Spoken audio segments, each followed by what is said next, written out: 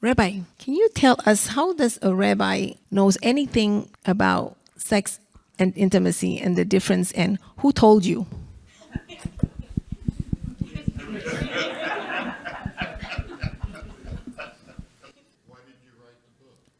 Why? I had some free time. you know, can't just sit around doing nothing. So, actually, I was going to ask Rivka that question because she put all the work into it. I said it, she wrote it. So, Rivka, why? I found myself pregnant for the first time at 40. And when I found out, I went into a panic mode. I wasn't panicked because I was pregnant. I was overjoyed. But I was panicking because who is going to raise my son? Let me backtrack a little bit. I'm a convert, so I don't have frum family on either side of my family, neither my husband nor I. I wanted to make sure that my son received a manual. You know, the manual that we all lament about that we didn't get? You know, when our kids rebel and we say, you know, it didn't come with a manual. So I wanted to make sure that my only child was going to get the manual, and that he is not going to stumble and fumble through life, that he was going to be prepared from the time of birth till the end of his Bezras Hashem, Baruch Hashem, 120 years, that he should have a reference book to guide him. So I'm not an overzealous Jewish mom at all. What happened then? You were looking for those answers. So I search and I look for the answers everywhere, and that brought me to Rabbi Friedman, Baruch Hashem, Todah Hashem. And Rabbi Friedman needs no introduction. And so when I first started writing the book, it was really a love letter. It started off as a love letter that I wrote to my son, and then it evolved into, in my search for content and for meaning, I found Rabbi Friedman, and the result of it is this manual, which was my preferred title for the book. But, you know, my publisher did not choose that title, did not accept it, so it became Creating a Life That Matters. Your publisher is your husband. Yes, that's my husband sitting over there. Thank you very much. My husband is my hero, or we say in Chinese, my hero. You are Chinese. I am Chinese, Rabbi. And you lived in Singapore for many years? I lived in Singapore for many, many years, and I've lived here in America for just as many years. So what was your education before you got to the manual? I went to Harvard, and I looked for God at Harvard, and I found him in one of Rabbi Friedman's shiurim instead. I went to Harvard. I think it was a Tuesday.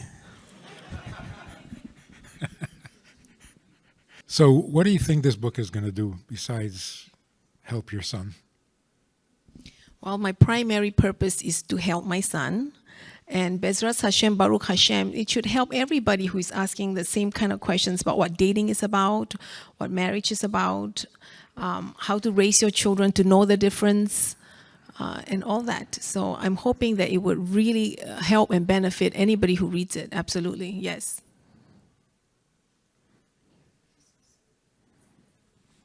That's it? No further questions? Oh, Baruch Hashem, everybody meets Yosef Goldstein. Yosef, get up and say hello. There. Yosefi, no pressure. Everyone's expecting you to lead a perfect life. No, when he first received the book, he says, Ima, do I have to read the book? The answer is yes. Actually, you don't want him to know that you're getting all your information from a book, because he'll quote it to you and correct you when you make a mistake. Today's kids are way ahead of what we were at their age. They know too much. So we got to get ahead of them and remain the teachers or the guide or the role models.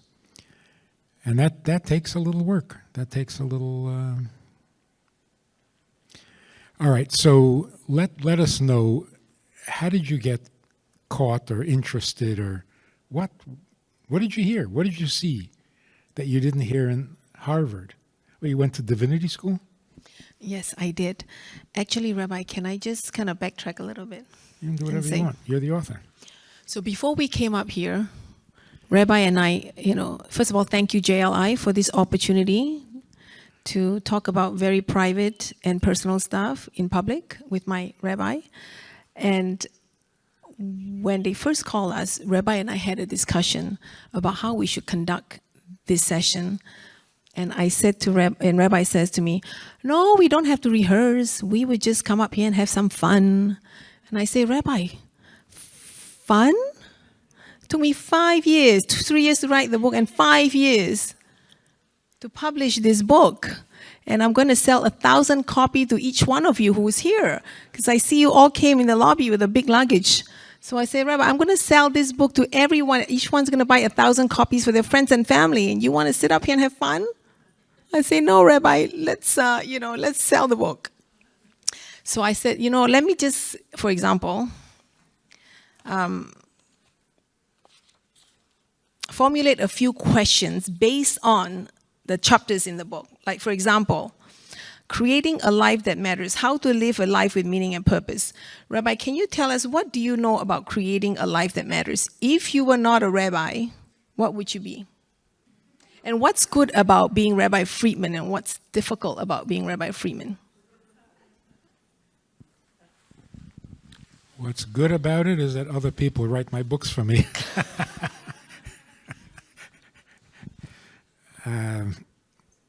What would I be if I wasn't a rabbi? A carpenter. Yeah, I said carpenter.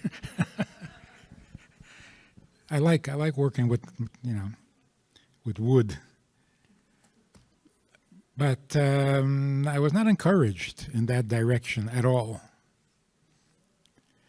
I was encouraged as a teenager by the idea of changing the world with ideas. That wisdom can actually change the world. Real wisdom doesn't take you into a special place where you become a specialized kind of a human being. Real wisdom is the world. That is life. And now, 50 years later, the world obviously is lacking only one thing, and that is wisdom. We have everything else in abundance. So the Rebbe challenged us. Go out and make a difference, and your weapon is the teachings of Hasidus, the wisdom. And anybody who knows anything about the Jewish world knows that that was an amazingly successful project. In fact, it spread way beyond the Jewish world. Right? I mean, many of your readers are probably Chinese. So, when we started Beis Chana, a program for adult women who didn't have a Jewish education, this was back in 1970. So we sent out a flyer to 6 campuses in the Midwest, inviting students to spend their vacation time studying. And I don't remember exactly the wording, but it's close. It said something about, come spend some time discovering the purpose of life or the meaning of life. And 18 women showed up, and they were more than curious. They were skeptical, And they said, "You know the meaning of life?" Nobody knows the meaning of life. So they came to find out. And they did find out the meaning of life. And that was the beginning of a 50-year project, still going strong, of people who want to know the meaning of life. I mean, who doesn't? Some people are conscious of their desire to find the meaning, and some are just suffering from the lack of meaning without realizing that that's their only problem. So, creating a life that matters has been going on for 50 years. So most of the information, most of the ideas that Rivka fell in love with was practiced for 50 years on women from all over the world, of all ages and all backgrounds. And it works. It works in real life. So hopefully the book will take it a giant step farther, because you never know where a book ends up. My favorite part of the book. There are many, obviously. Parenting is one of my favorite topics because, we all want to know how to raise children that are like Rabbi Friedman's kids. Because one time, one of his kids, two of them actually, was at my house. One of them is named Benny. He's the one who knows how to sing. And then there's another one named Zalman, and he's the one who knows how to publish. They were both in my house waiting for their father, who was delayed, whose flight was delayed. And then when Rabbi Friedman walked in, they both went like this. And was sitting down having fun before that, and then they stood up for Rabbi Friedman. And I said, wow, this feels like 1800s. Like kids stand up for their parents when they walk in. So I was curious to know, how do you intimidate children to do that? It's all in the book, by the way. So parenting was one of my favorite subjects. Certainly marriage. Certainly the difference between sex and intimacy. Rabbi, can you tell us, how does a rabbi knows anything about sex and intimacy and the difference, and who told you?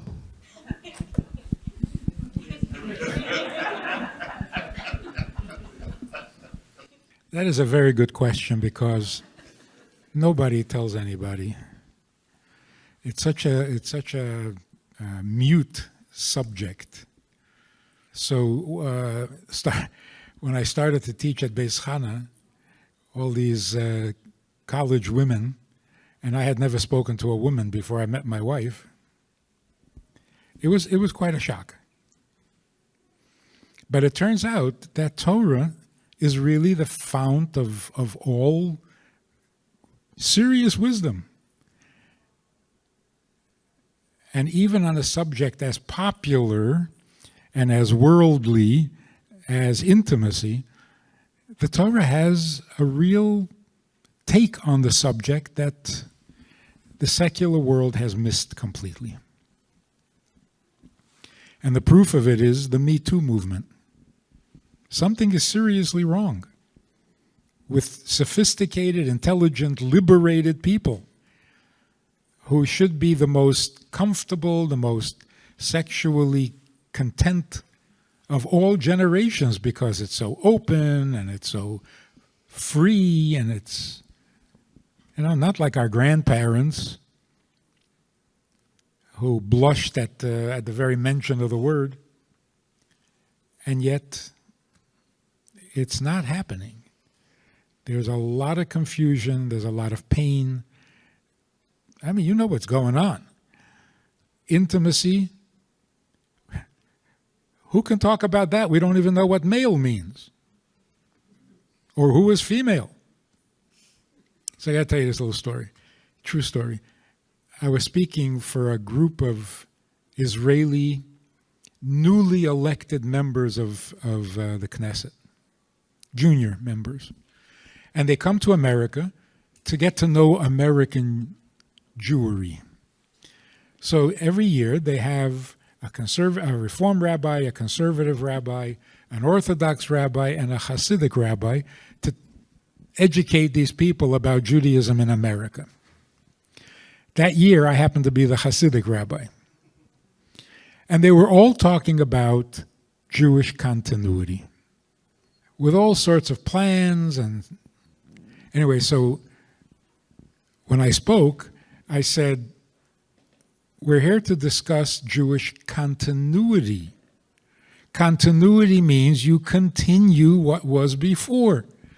So Jewish continuity means you do what your grandfather did, what his grandfather did, and what his grandfather did. Don't make up new experiments. Continue the tradition. The Reform rabbi got very upset. And she said, why are you ignoring half of the population? So what did I say that was ignoring? You said grandfather. Why didn't you say grandmother? So I said, you know, you're really behind the times. My grandfather was a woman. How can you assume that just because he was my grandfather that he identified as a man? I thought she would laugh. She didn't. She took it seriously. Like, yeah, good point. No, not good point. Insanity. This is what's going on. So, I mean, talk to people who don't know the difference between male and female, a grandfather and a grandmother, and you talk to them about intimacy? How did we get so fablunged? So, yeah, it's the things we need wisdom for are surprising. Everybody thinks you need to talk about spiritual things and you know what happens when you die, which is also in the book. But nobody expects things as fundamental as eating like a mensch, being intimate like a mensch, raising your kids like a mensch. I mean, just your everyday. We need wisdom for everyday life. For ordinary things, there is wisdom. And then life is full. Life is meaningful. It matters. That's a good way to avoid the question that Rivka asked. Very well, Rabbi. If you enjoyed this conversation or this topic, and you're looking for more information, or you want to hear it again from another angle, there's a way to do that. And that is in this book. It's all there. Order it from Amazon. You can read it, reread it, and share it.